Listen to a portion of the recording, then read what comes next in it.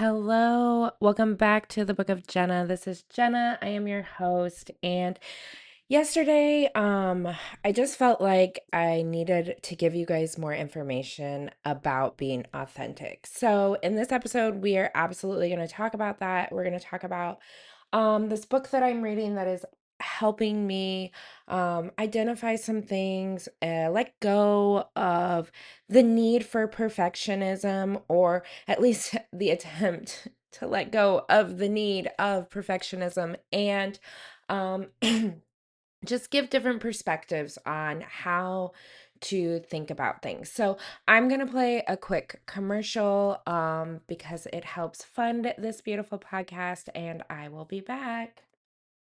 All right, welcome back. And so today, yesterday we talked about being authentic. We talked about like showing up as your true self, especially in a world that is AI, right? Like nothing, it's all smoke and mirrors. Nothing is absolutely true. And even people, right? People are not being absolute true. They're not being true to themselves. And in because of that, they can't be true to others. And so today I want to talk about like what does it mean to be our authentic self? Like if we break that down, because everything around us is perfect, right? Like we have been groomed since we were little girls to look at the magazines and see these perfect bodies, this perfect nose, perfect face, perfect everything, and none of it was real. And that's the thing. And as people get as we get more advanced in technology, it is so easy to make things look flawless and just like hair, for instance.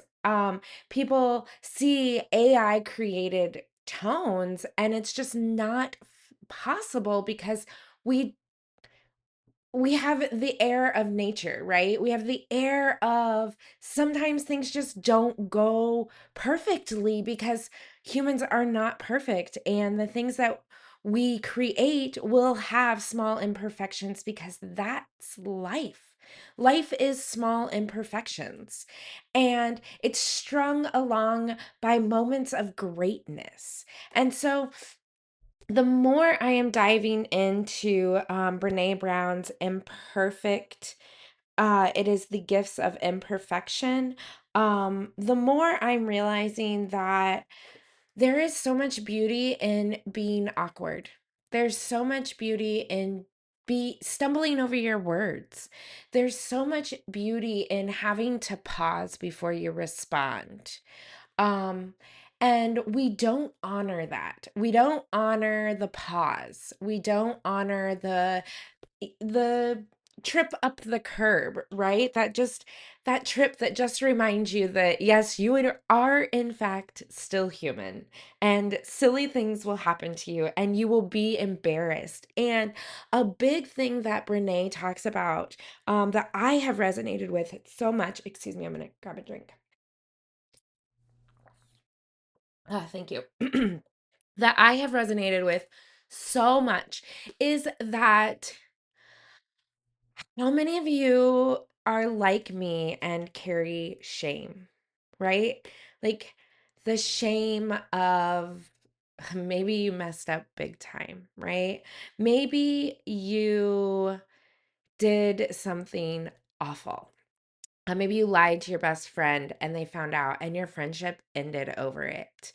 Um, Maybe you told someone that they would never be good enough and they proved you wrong, but in the process, you lost them at the same time.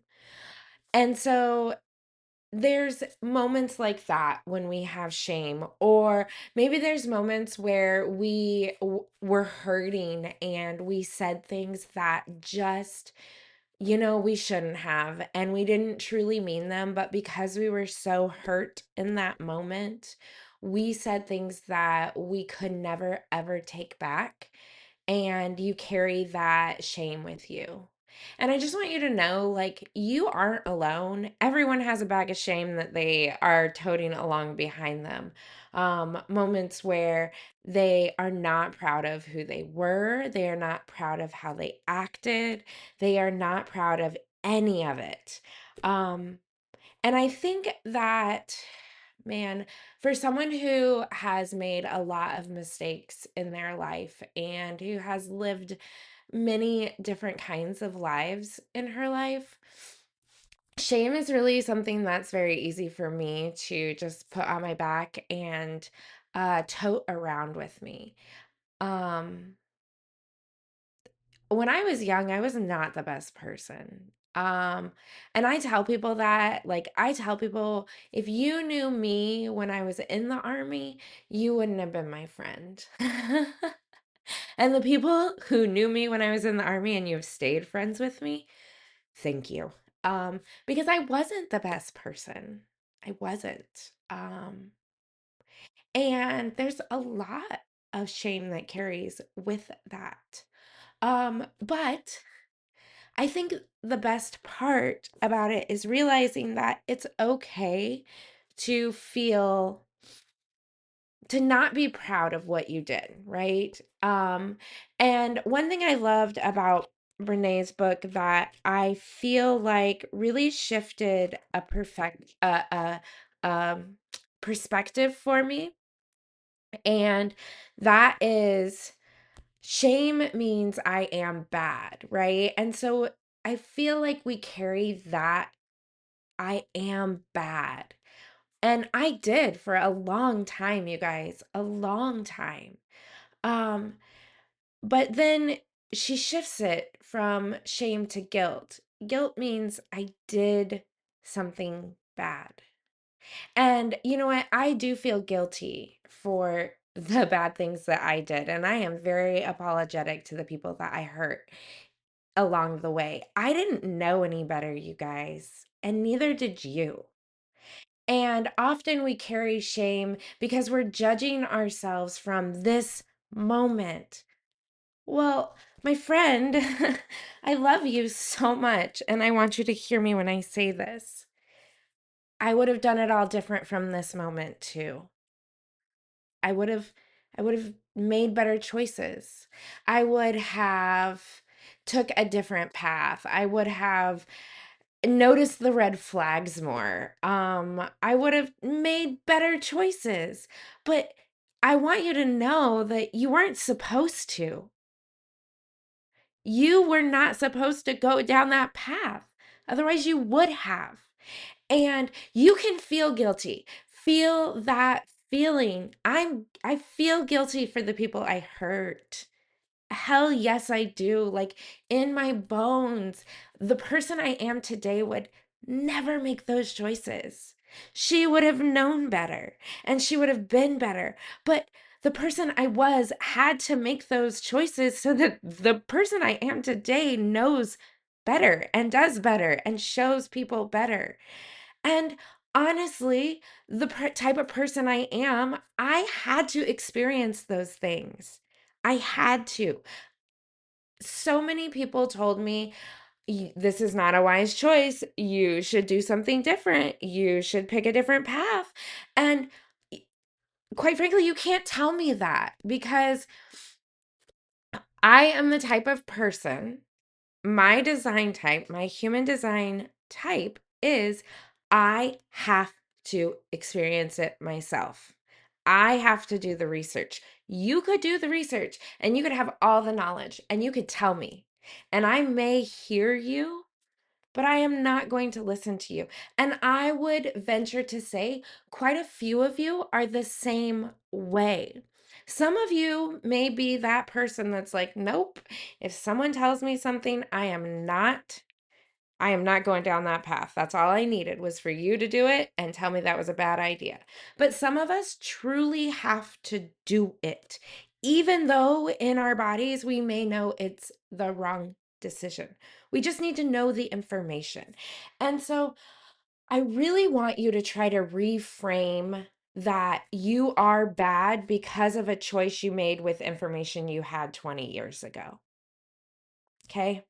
because the person you were 20 years ago, like I said, is it's just not the person you are today. And you really need to, I really, I really desire for you. You do whatever you want, okay? I don't care. You don't have to listen to me. You don't have to take my advice. You could be like, Jenna's full of shit on this episode. And you know what? Maybe I am. But I really wish and desire for you to give yourself the same kind of grace you would have given me. Because I know some of you would have given me the grace that you need to give yourself. So please know, you didn't know any better. You did the absolute best you could with what you had. And it's okay to be guilty. It's okay to say, that was not a good decision. I'm not going to do that again. Great. Let's keep going. But do not shame yourself. You are not bad. No one is inherently bad.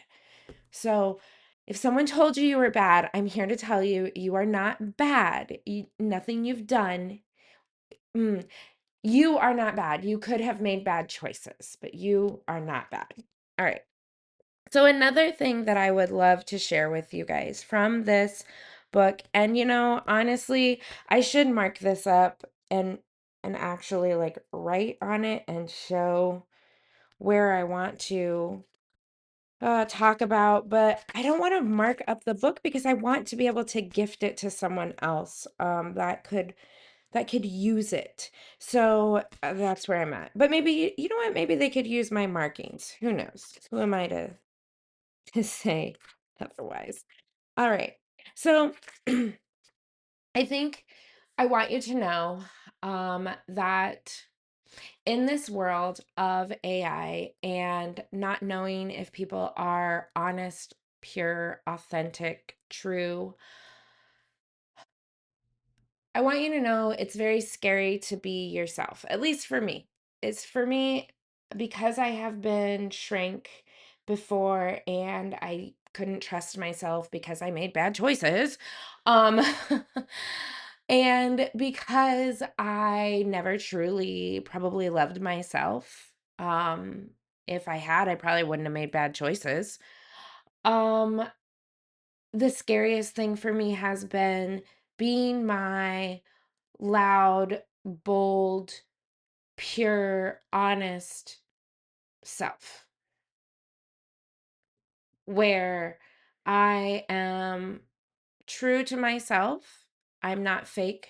I am genuine to people when I see them. I'm intentional with my interactions with people. Um, have I felt more courageous to be myself? And I guess what I mean by that is the more I am the more I am the person I want to be, the person I truly feel like on the inside, the more I'm her, the more I show up in the real world, meaning the grocery store, the gas station, work, places like that where you're face to face with people, um, the more I have been received well. And I've been researching this because I wanted to be able to tell you guys an experience of being your quirky self in person. Um, I don't say things perfectly to people. I stumble over my words. Sometimes my mouth goes faster than my brain. Oh, and vice versa. But the more I have been my authentic self in the world, the more the world has been softer, kinder, easier, and happier. And it's not easy. It's so much easier for me to retreat inside, to not talk to people, to have RBF, to shell up, to hole up in my protective space that I have made over the years, and to go out in the world and not interact with people. And I have found that the more I do that, the worse my world gets. The sadder I am, the more I don't like people, the more I carry around this everyone is bad feeling around me. But the more that I have said, "Hello, I really love your freckles. Hello, I love that color on you. Hi, I hope people are treating you nicely today." The more my world has given me joy back. And that's me being authentic. It's not perfect. Every time I talk to someone, it doesn't come out like rehearse like those three things just did. Sometimes I am a flubbering idiot, and it's great. You want to know why? Because we both get a good laugh out of it. And then I get to remind them that it's okay to be yourself and mess up. And I feel like we're all here to be teachers, right? We're all here to teach other people something. Something good, something bad, right? Like we come with both polarities. But the more I give kindness to people, or the more I'm open to the experience with the people around me, the more the experience works for me. And the more my experience on this earth, the more joy it has. And I'm going to take another drink. So marinate on that for a second.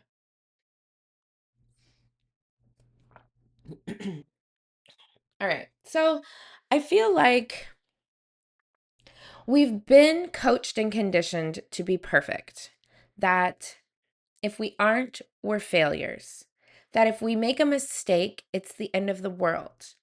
But looking at all the powerful people and people who are successful in this world, what have they done?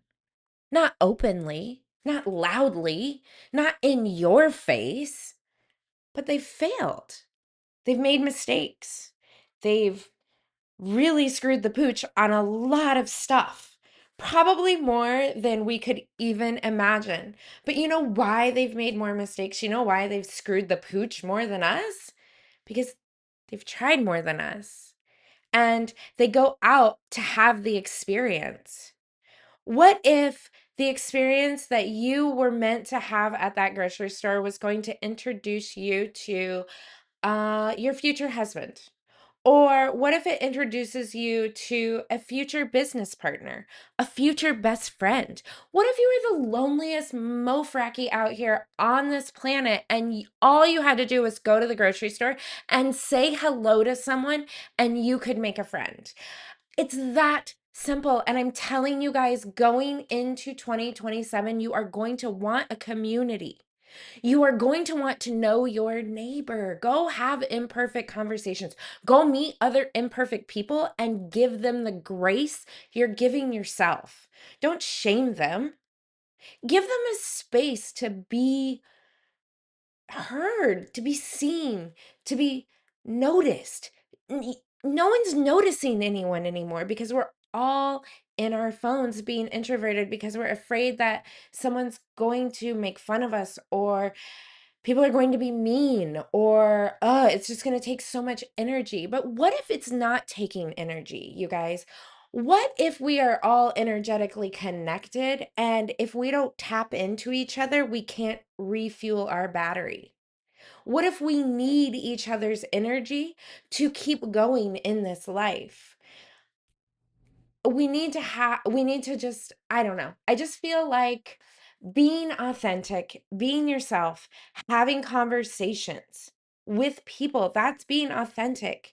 Like, I'm not saying go tell everybody your story. I'm not saying go and share your deepest, darkest shame moments with people, but you probably ought to find someone you can share that feeling with because you need to get it out of your body. And I will be that person if you need it.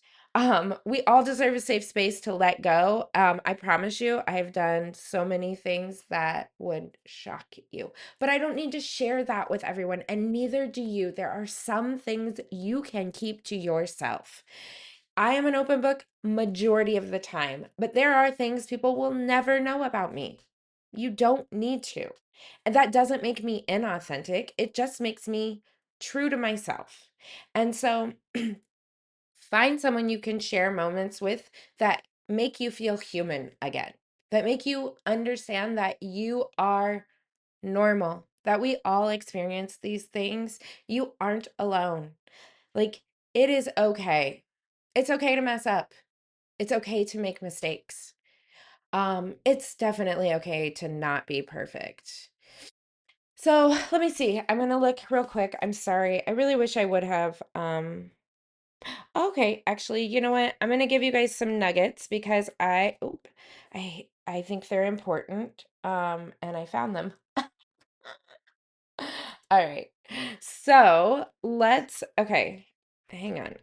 All right. So I hope this works because my mic cut out. So or my recording app cut out. So we're gonna hope that we're gonna just pick up where we were. Whoops. All right. So I found some beliefs that maybe make you feel ashamed or unworthy. So, um, I am unworthy because I can't lose weight. I'll be worthy if I get pregnant. I'll be worthy if I stay sober. I'll be worthy if everyone thinks I'm a good parent. I'll be worthy when I can make a living selling my art, when I can hold my marriage together, when I can make a partner, when my parents finally approve. If he calls back and asks me out. Like all these reasons that we feel like we are shameful and unworthy. And I just want you to know that you man, dude, you aren't unworthy at all. None of those things make you worthy. You loving you makes you worthy. You feeling good about yourself makes you worthy. You sticking to boundaries that are important to you, well, that probably doesn't make you worthy because then you could say, well, when I stick to my boundaries, listen, none of that shit matters. But it's okay if you feel like they matter. They can matter, but you don't need to feel shameful if you aren't those things.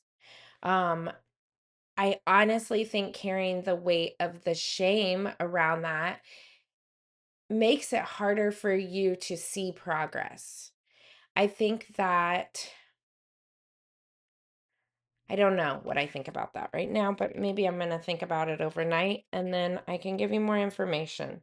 But I think that you're worthy no matter what. That's how I feel about you. And I encourage you to feel the same way about yourself because I believe that you deserve to be your biggest cheerleader and you deserve to be the one that believes in you, not the one that shames you for not reaching your goals.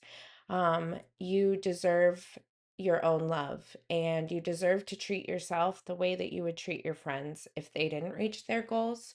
Hold them accountable, but love them anyway. Um, so I just want you to know that just because you haven't yet doesn't mean you are unworthy and it don't deserve it. Okay. Thanks, guys. I love that. Okay, so I found some more questions. I'm sorry. I just went on I went squirrel hunting. Side quests. Okay. So